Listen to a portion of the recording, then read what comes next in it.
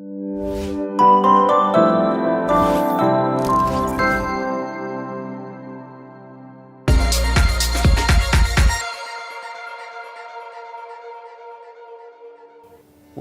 to another episode of the EdTech Playbook, moving to a new SIS.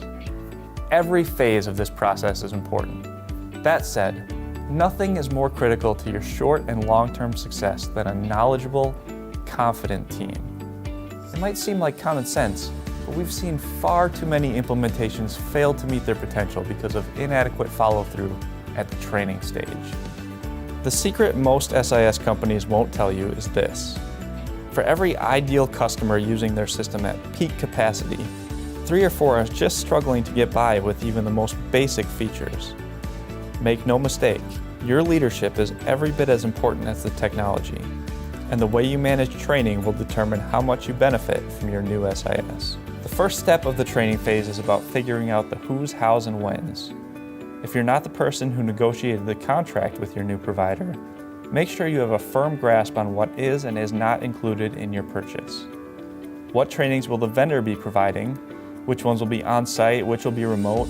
And do you have locations reserved ahead of time? Who's the intended audience for each session?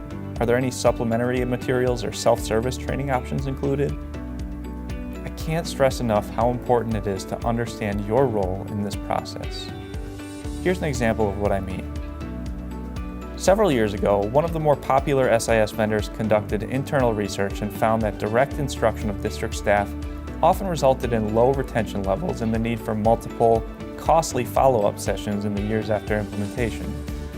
The company revamped its training plan to lean more heavily on a self-paced, online platform featuring simulations, tutorials, and hands-on learning for users of every type.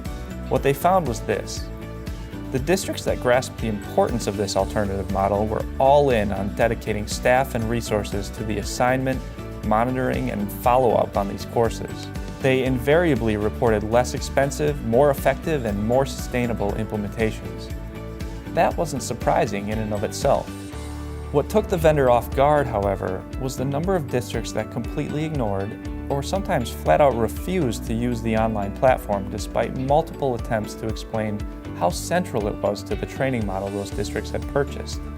These districts were consistently frustrated and underprepared for their implementations, forcing a shift back to the traditional training approach, despite the knowledge gaps so often left behind by direct instruction. The moral of the story is this. Much like any professional development initiative, your leadership, support, and follow-up are going to matter more than any other factor in this discussion.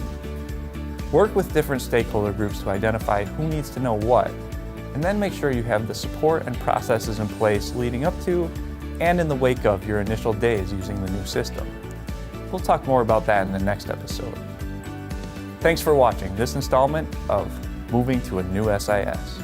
Stay tuned for more from the intersection of technology, culture, and leadership.